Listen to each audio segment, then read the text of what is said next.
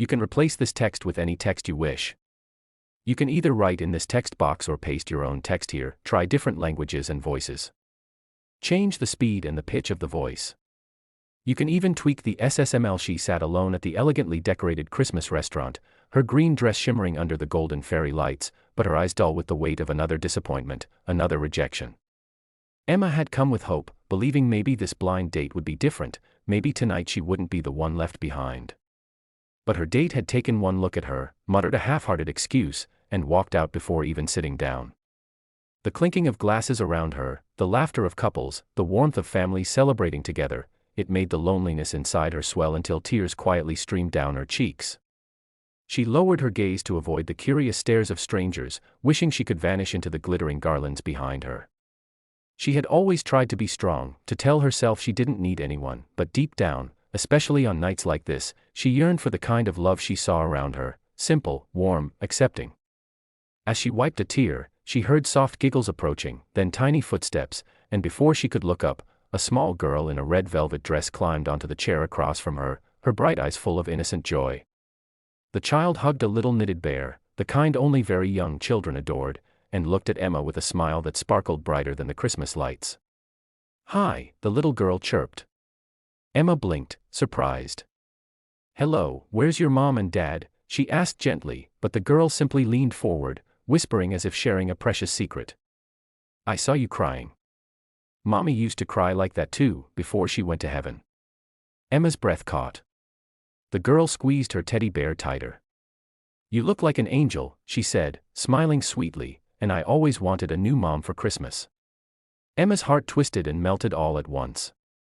"Sweetheart," she said softly, "I'm sure your daddy is looking for you." Before she could finish, a tall man rushed over, panic etched across his face. "Lily," he exclaimed, relieved as he scooped the little girl into his arms. "Don't run off like that." He paused when he finally noticed Emma's tear-streaked cheeks, and his expression softened instantly. "I'm so sorry, she didn't bother you, did she?" Emma shook her head, wiping her face. "No, she didn't. She's wonderful." The man exhaled, hugging his daughter. Lily, however, wiggled out of his arms and pointed dramatically at Emma. "Daddy, she's perfect," she declared, making both adults freeze. "Perfect for what?" Emma asked with a gentle laugh. "To be my new mom," Lily shouted triumphantly. The father's face turned red as he set Lily down. She says that to people sometimes," he muttered, embarrassed yet oddly intrigued by the woman before him. Emma smiled, her broken heart unexpectedly warmed by the child's bold affection. "It's all right," she said. "She's very sweet." The man hesitated, then pulled out the chair Lily had claimed earlier. "If you don't mind, would you like some company? I noticed your date left.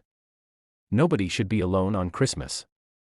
His voice carried both kindness and the exhaustion of a single parent trying to be strong for his child.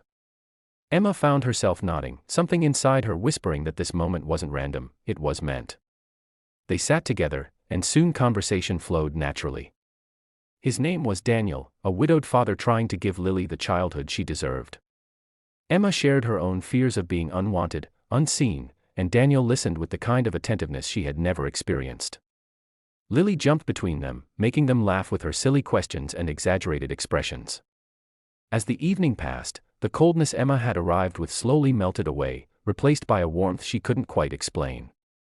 Daniel confessed softly, "You know, I wasn't even planning to come here tonight." But Lily insisted. She said she felt someone needed us. Emma's heart fluttered. Fate. It felt like fate.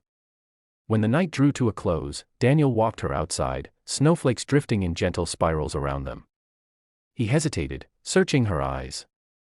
"Emma, I don't know what tonight meant to you, but to me, it felt like something new. Something I haven't felt in years." Emma didn't trust her voice, so she simply nodded. Lily ran between them, grabbing their hands, linking them together. "Daddy, look," she squealed happily. "We're a family now." Daniel laughed softly, shaking his head. "Not yet, Lily," he whispered, then looked at Emma with a warmth that made her chest ache. "But maybe someday, if Emma wants." Emma felt tears again, but these were not tears of rejection. These were tears of hope. For the first time in years, she felt chosen, wanted, seen. She knelt down, hugging Lily close, feeling the tiny heartbeat against her chest. "I don't know what the future holds," she said softly, "but I'd love to be part of your Christmas wishes." Daniel's eyes shone, and Lily clapped excitedly. And in that snowy Christmas night, under glowing street lights and soft carols drifting through the air, Emma realized the universe had rejected her blind date only to give her something far more precious, a chance at a real family. A chance at love that wasn't forced or desperate, but gentle and pure. A love that began with the innocent wish of a little girl who believed in Christmas miracles. Speech synthesis markup language, to control how the different sections of the text sound. Click on SSML above to give it a try. Enjoy using text to speech.